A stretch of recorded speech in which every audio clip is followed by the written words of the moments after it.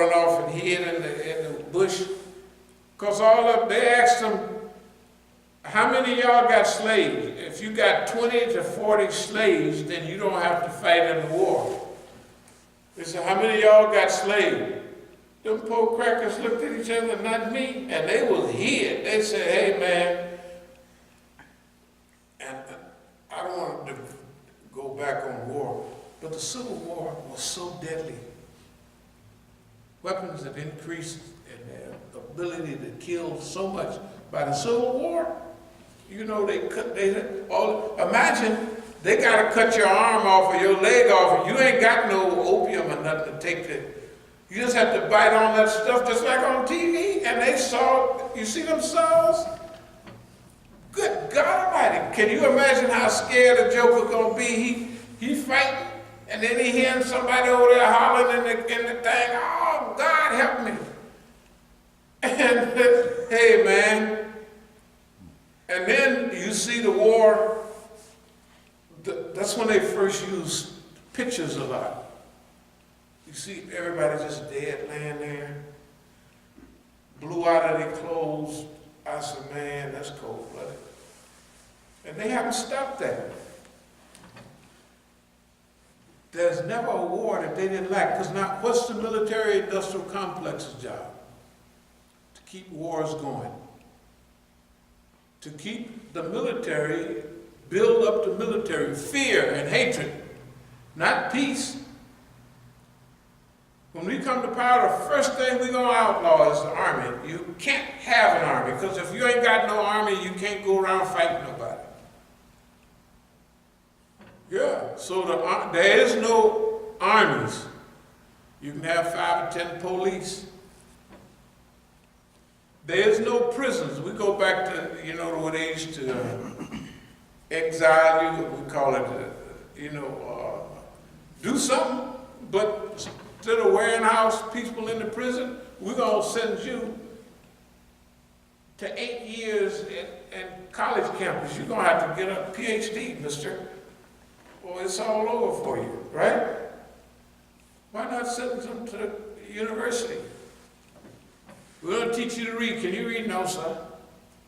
Well, you'll be able to read when you get out of your campus.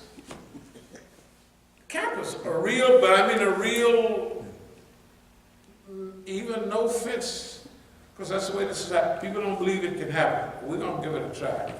Okay. So, Christ Church was part of a huge modern conspiracy. It works simply like this. Make the white people afraid of the people of color. Make the people of color afraid of white people. Simple. Pharaoh did it. Everybody do it. Divide up the people. They do it in America. They do it everywhere. There's no place that you can find that teaches the people all to be in harmony, in unity, and love. There's always big, giant factions, right? Everywhere. This is part and parcel of a huge conspiracy. Let's call it collusion. They've colluded with each other. That's the word they use in the news out Russia. They are colluding with each other to manage and to control the world in modern times. It is a modern type of slavery. The only thing is the slaves drive around in cars and stuff like that. But they don't technically have any real freedom. They can only go as far as their money will allow. If they go anywhere, they're going to go to the designated places. Oh, I have some time off. I'm going to go to Hawaii.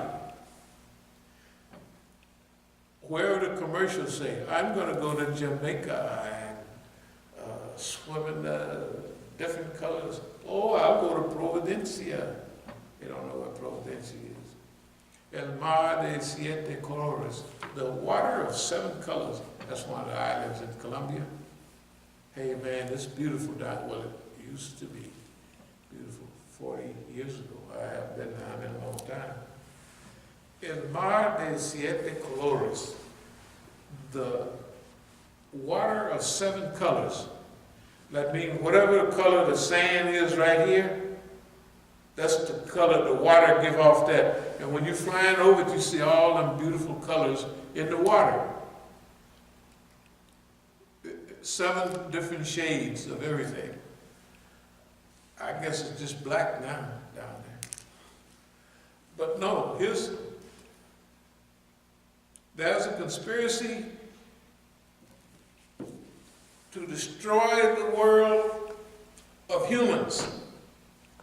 That's why we said a long time ago that we want to be a part of the human potential movement. That we want to not only save human life, we call it Earth First. And we said over 10 years ago that our allies would be save the whales, people. See, all this stuff we're talking now is not new. We've been here all the time.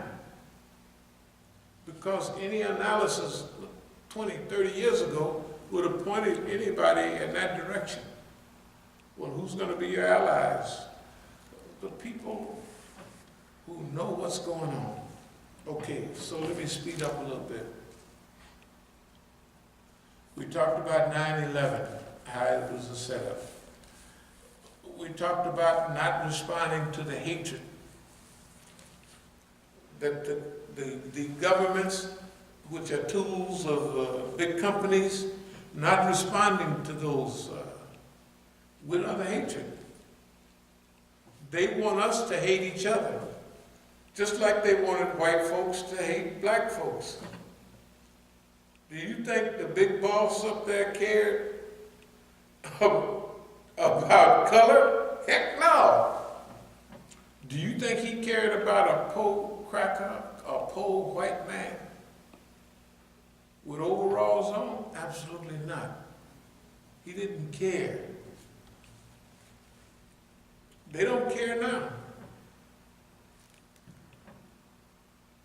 The companies are in charge of everything. And if any company want to come here, they give them a tax cut. What does a tax cut do? It helps them make more money.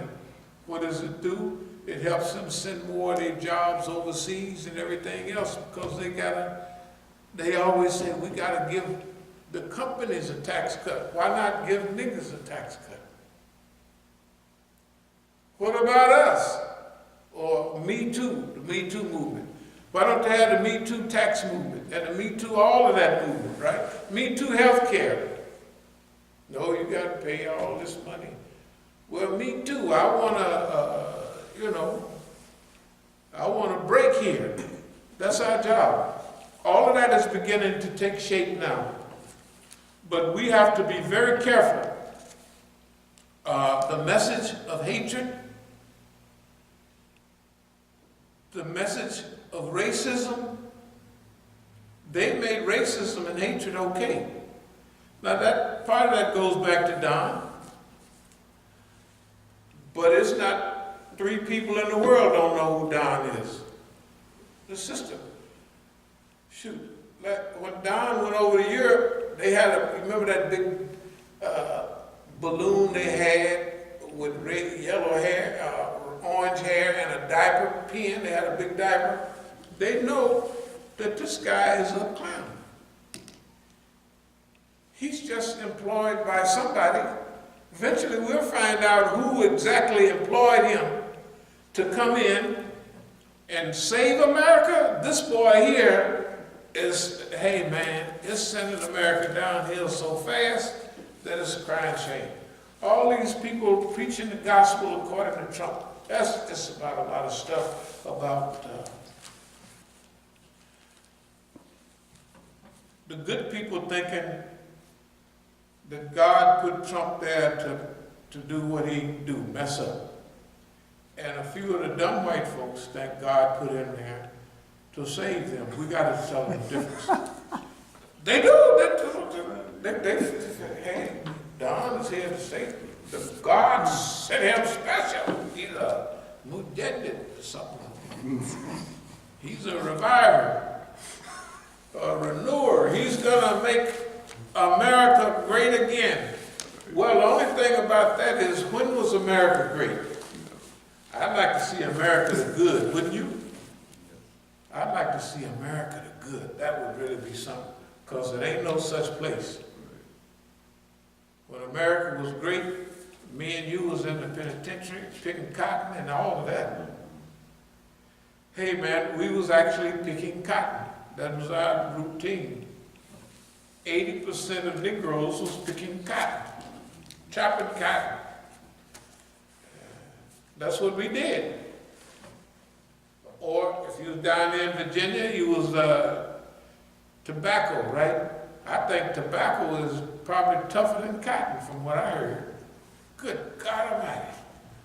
All that old hot tobacco. Okay. Now we'll get to us for a minute as we move toward a close.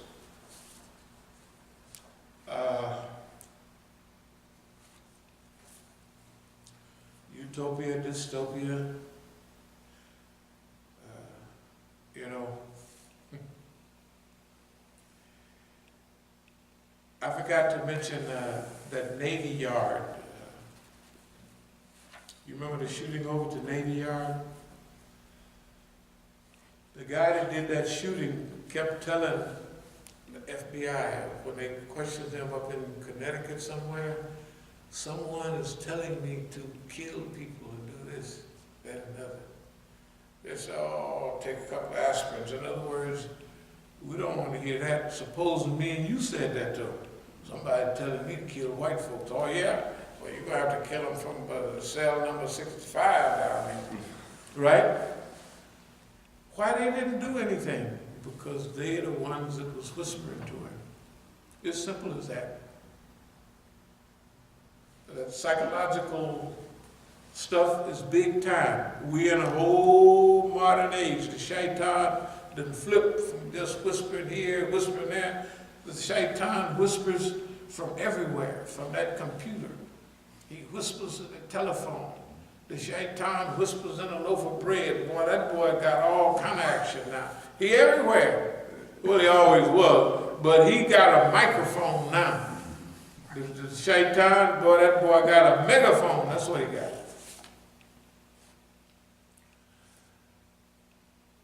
Now, what the heck we gonna do with all of this stuff? White nationalists, Trump, white genocide, gotta win the white folks over.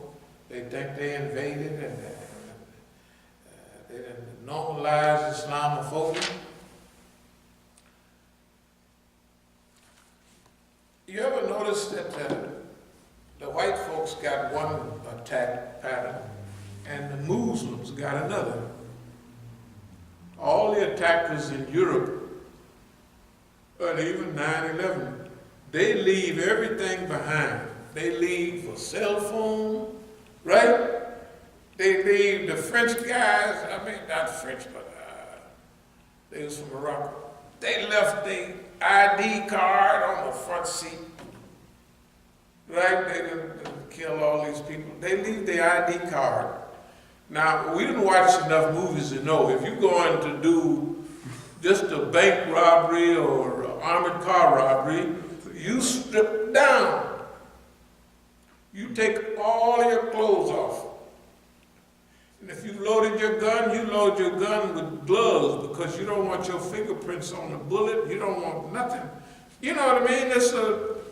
And the last thing you have on you is phone numbers, telephones, right? You don't have those things. But all the killers of white folks, they can prove that you did this because here's your phone record that you called Abdullah somewhere. Talk about conspiracies. These are not even for a thinking person. They're not even a conspiracy. It's idiotic. It's idiotic that people would do that. Let me move toward, here's where we are. Can I say something? Yes, yes, indeed. But on the other side, it seems like all the Europeans that have done these shootings, they record themselves. They did what? They record themselves. Right. Either before they do it, this one is something you forgot to mention, is while he was doing it. He's recording himself, and they end up not getting killed. Yeah, as a video game. As a video game. As a video game. Now, I imagine that would make us feel like really. But now, it's not hard to train a few crackpot white folks. You know, when I went down to the little town I was born in, I had the Iranian guy he was with me. He looks like a white boy. So we went down to this little town, 102 other people. So this was right after they killed all the people down there in Carolina. The one guy went in and killed everybody. So this must have been a week, I'd say 3 weeks after that, something like that. So the church that I went to, Star Bethel, whatever it was, my grandfather was a deacon that helped start the church, and it had our family name. It said 1900 that my family, helped establish that church. So, and now we left there 60, 70 years. We left there almost 70 years ago, 67, 8 years ago, in 1951, whatever that was. So that's when we left the town. I mean, we went back every now and then.